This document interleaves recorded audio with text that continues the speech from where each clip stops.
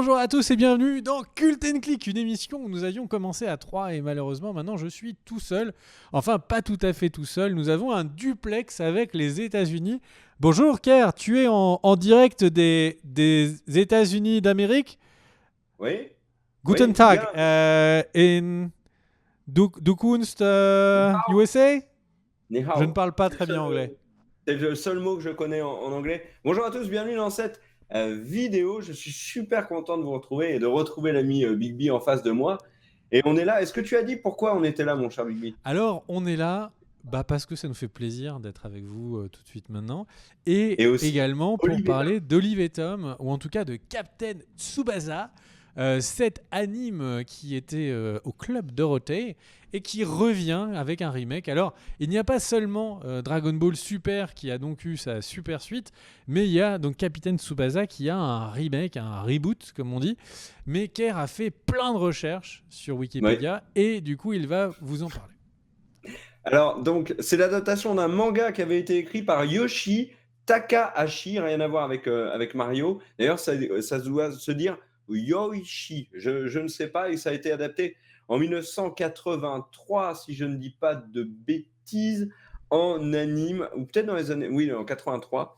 Et donc, comme tu l'as dit, au Club Dorothée, Feu Club Dorothée. Et c'est donc un reboot. Là, pour le coup, c'est vraiment un reboot, une relecture moderne de Captain Tsubasa qui, en version française, ne s'appellera pas apparemment Olive et Tom. C'est terminé. Ils gardent les noms japonais et le titre japonais. Voilà. Et Et c'est donc, c'est une vraie l'histoire bonne nouvelle, comme on l'avait vu avant. parce que le truc c'est que Olive et Tom auraient tout à fait pu s'appeler Olive et ce personnage qu'on voit moins d'une saison. C'était quand même une arnaque incroyable, c'est-à-dire que la série s'appelle Olive et Tom tout simplement parce que les personnes qui l'ont nommé avaient visiblement vu que les 10 premiers épisodes. C'est quand même un truc Attends, incroyable. attends, attends. On le voit plus, Tom? Merde, je suis en train de spoiler. Eh bien, effectivement, on le voit plus. Il apparaît, enfin, il est le guide spirituel de Olive pendant donc Tsubasa en anglais, en japonais, pardon. Et je parle très très mal l'anglais, comme vous l'avez vu. Et donc Tsubasa au début, et puis très vite, en fait, il se casse. Ah Il ouais? y a un autre goal, qui vient dans l'équipe. Tom disparaît, il revient très tard après. Il vient ensuite de temps en temps quand on est dans des logiques où on ramène tous les meilleurs personnages, etc. Mais le gros de Captain Tsubasa, Tom n'est pas là. Et ça, c'est D'accord, vraiment ok. la blague. Alors moi, je vais être très honnête avec vous. J'ai regardé très très peu d'épisodes d'Olive et Tom. Et donc là, j'ai redécouvert cet animé avec le remake, enfin oui, le reboot qu'on va vous présenter maintenant. Est-ce que tu veux résumer l'histoire de ce pilote qui a été diffusé donc cette semaine? Alors, l'histoire de Il ce était très pilote, attendu, hein. attention, vous allez trembler. Il y a donc une équipe de foot qui est en train de s'entraîner sur un terrain. Et il y a tous les membres des autres équipes sportives de l'école primaire, de la maternelle peut-être, école primaire ou maternelle, je ne sais pas, Collège. qui donc veulent s'entraîner sur ce même terrain de foot. C'est parce que c'est visiblement un quartier dur. Et eh bien, ils vont donc tous devoir avoir une petite compétition dont on vous laisse la surprise, qui va mener donc à savoir qui sera l'équipe, le club sportif qui aura le droit de s'entraîner sur ce terrain de foot. Attention, twist énorme, personne n'a pensé à le séparer en deux. Et le truc, c'est que pendant qu'il y a ce conflit d'hommes qui sont âgés de 7 à 8 ans, eh bien, en fait, il y a un personnage qui s'appelle Tsubasa, qui est un personnage qui a été sauvé par un ballon de foot. C'est un peu l'élu. Jésus, dans d'autres religions, était appelé Tsubasa. Eh bien, Siddhartha, celui qui deviendra Bouddha, Tsubasa, c'est un peu vraiment cet homme qui va créer la religion du foot. Et eh bien, il est là, il est sauvé par un ballon de foot et il va, lui aussi, vouloir rentrer dans le challenge avec Tom, ce gardien de foot de l'équipe incroyable. Est-ce que j'ai résumé à peu près l'épisode, mon cher K? C'est génial. Alors oui. Alors maintenant, on va donner un peu notre avis. Je vais commencer. Le, ce, ce pilote, très très vite, est complètement surréaliste. Alors moi, j'ai tiqué parce que moi j'aime bien quand c'est un peu crédible. Et par exemple, quand Olive, alias Captain Tsubasa, se balade dans la rue, il avance relativement doucement, mais le ballon tourne à une vitesse incroyable et qui défie toute logique. Et il y a plein de trucs comme ça dans l'épisode. Mais le truc, c'est que c'est très cucu, ça n'a pas souvent beaucoup de sens, mais moi j'ai bien aimé. J'ai bien aimé, j'ai envie de voir la suite, je trouve ça léger, je trouve ça assez sympa et puis, l'idée de ne pas avoir vu que Olive et Tom à l'époque où j'aurais dû le voir, bah, là maintenant j'ai une possibilité de revoir Olive et Tom et tu sais, tu te moques de Captain Tsubasa, tu dis: «C'est un dieu». Mais c'est quand même il y a des joueurs de foot très célèbres qui sont complètement fans d'Olive et Tom et qui l'ont déclaré, comme le grand Andrés Iniesta, bon, qui n'est pas grand de taille, mais par le talent, il est immense. Et ben, il était fan d'Olive et Tom. Et je te rejoins dans le fait que c'est en effet un élu, puisqu'il a été, comme tu l'as dit, sauvé par un ballon. Et d'ailleurs, c'est un des trucs qui m'a le plus fait marrer dans l'épisode. As-tu remarqué que le camion, donc qui fonce sur le Captain Tsubasa bébé, il klaxonne, mais comme un déreinté, mais ne freine jamais. Il ne freine qu'à la fin. Bien évidemment, quand tu vas percuter un enfant, le premier réflexe que tu as, c'est de klaxonner.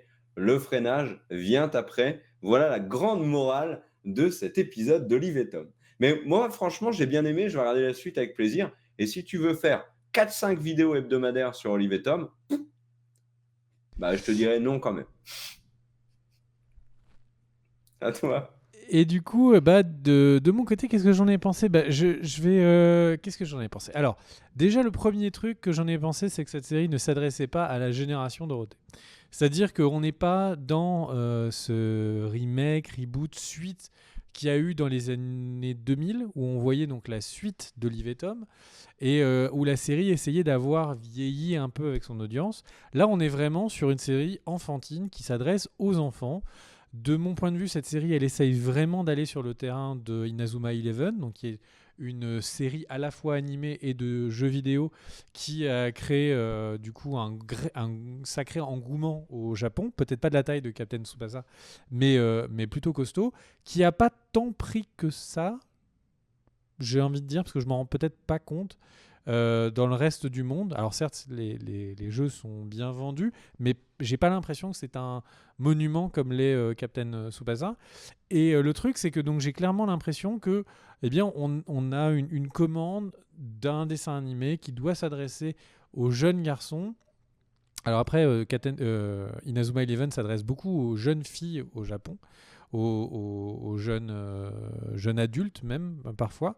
Et donc là, on a vraiment des points communs qui sont très très forts. Les personnages sont dessinés dans des couleurs qui sont très colorées, comme Inazuma Eleven. On a vraiment un ton très gamin. On a également là, alors il y a toujours eu le tir de l'aigle, le tir du faucon, le tir du tigre, le tir du tapis volant.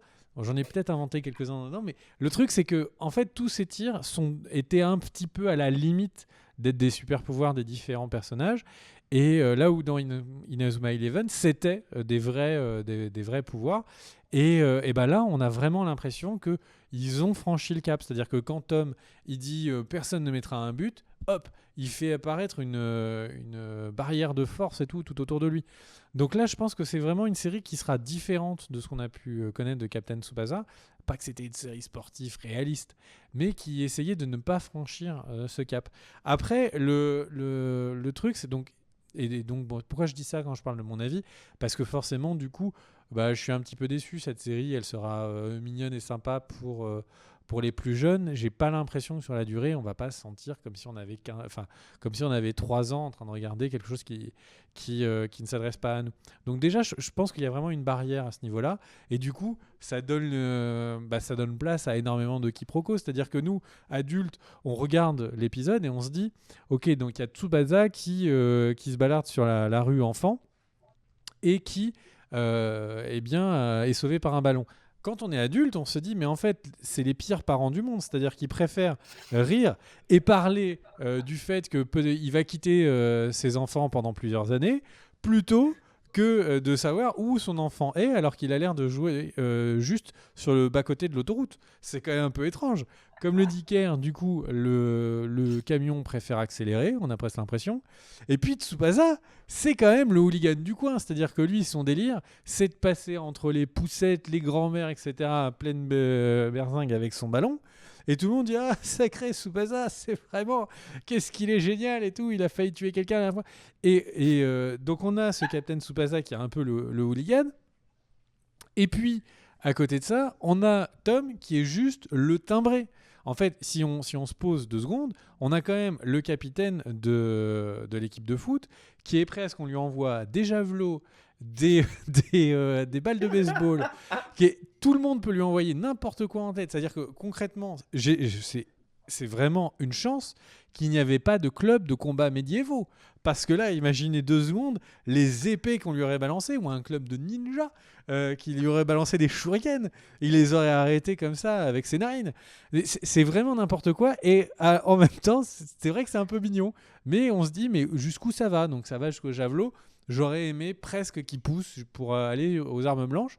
Et puis le reste de l'épisode, s'il peut être mignon pour un enfant, quand on voit donc Roberto, je crois que c'est le nom du futur entraîneur d'Olive et Tom, qui est donc là, on le voit, c'est juste un SDF complètement dans la beuverie. Et là, c'est vraiment dommage qu'on puisse pas vous mettre les images en même temps. Mais donc on a Roberto, SDF, 67 ans, et qui du coup voit un ballon qui passe par-dessus sa tête. Et là, donc le mec, il titube et tout.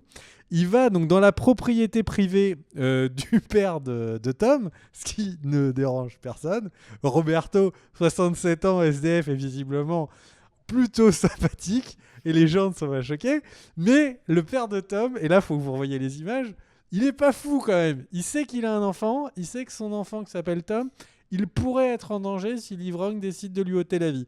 Et donc, de temps en temps, il y a le père de Tom qui jette des regards en disant mais pourquoi Roberto, 67 ans SDF, nous suit comme ça en titubant?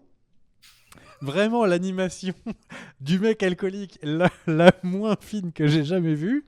Et donc, on a comme ça cette petite équipe qui arrive et tout. Et au bout de quelques mètres, quand ils arrivent à Olive, et qui lui dit mais c'est toi Olive en fait, mais c'est toi, c'est vrai.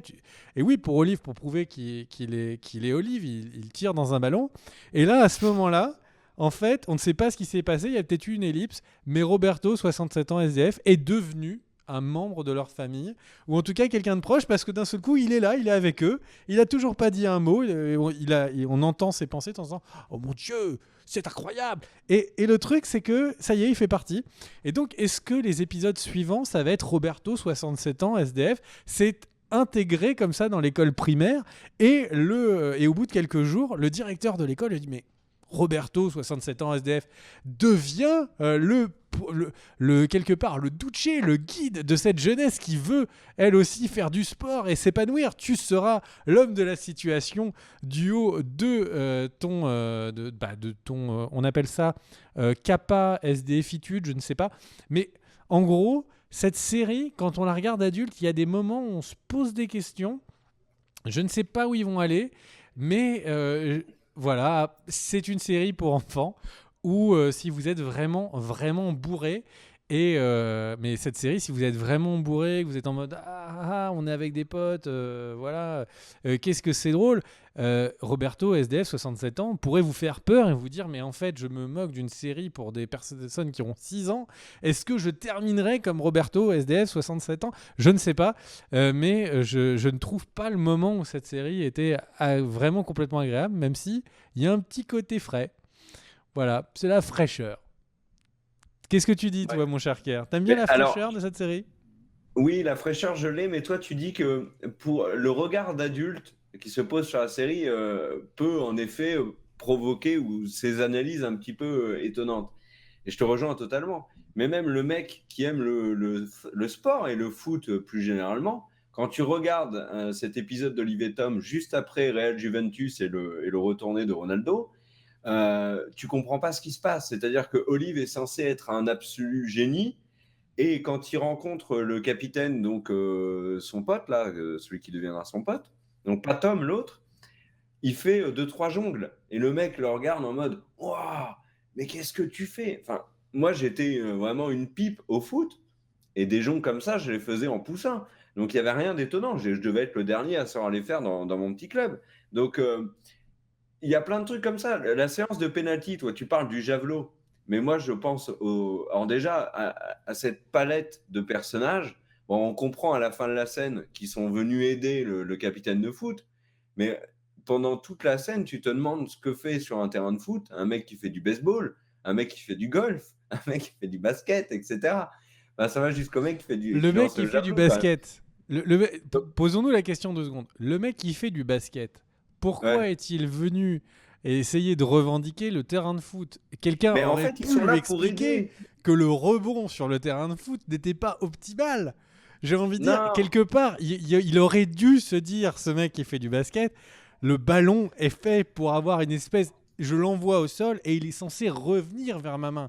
Si le ballon, en fait, à chaque fois s'écrase et que visiblement tout le monde court avec au pied, ce n'est pas du tout l'endroit où il faut jouer au basket. C'est des éléments comme ça dans cet épisode qui me donnent envie de regarder la suite, mais qui me font dire, mais c'est complètement absurde. oui, alors là, pour revenir sur les différents sportifs, on comprend vraiment à la fin de la scène qu'ils sont venus aider le capitaine de l'équipe de foot. Mais c'est vrai que pendant toute la scène, tu comprends pas. Et puis les mecs, c'est quand même, enfin, ils ont pas de jugeote. Alors là, je vais vraiment rentrer dans l'aspect très pratique, tu vois, de cohérent, de le truc qui est logique. Mais il faut Mais analyser la logique de Le cet tennisman, épisode. t'as vu comment il sert? Il lance la balle sur Tom. Il cherche pas un coin, il cherche pas la lucarne. Le mec, il peut balancer sa balle extrêmement vite. Le réflexe de Tom l'empêcherait d'aller chercher la balle dans la lucarne. Mais non, il lui tire dessus. Le golfeur, pareil. Le mec du baseball, pareil. Enfin, bon, après, c'est des détails. Il faut pas chercher de logique. Moi, j'en ai vu aucune dans cet épisode. C'était téléphoné du début à la fin. Mais j'ai quand même bien aimé parce que, voilà, c'est frais, c'est détente. Puis, ouais, c'est Olivier Tom. Mais c'est quand même pas terrible. En tout cas, c'était sympathique. Merci à toi d'en avoir parlé dans l'émission. Merci à vous d'avoir regardé. On se retrouve sans doute tous les jours pour une review bien quasiment journalière de Olive et Tom. On va miser sur ça sur la chaîne, c'est important. Des bisous. N'hésitez pas à laisser un petit commentaire s'il y a d'autres animes que vous voudriez qu'on regarde. S'il y a également d'autres choses que vous voulez dire, eh bien n'hésitez pas à le dire sur Twitter, car Care est sur Twitter, @YGCare. J'y suis, @Greg_is_Big B. Il y a l'ami Oupi qui est... C'est quoi ton petit Twitter? C'est _Oupi, voilà. HOOPY, le réalisateur, Sans oublier les qui comptes est, Cult qui est la mon cher. personne qui ne parle pas dans l'émission, mais qui est le plus spirituel de nous trois. Donc c'est comme ça qu'est la vie, malheureusement. Des bisous, merci à toi, Care. Ciao. Ciao. Et abonnez-vous si c'est pas déjà fait, les vilains.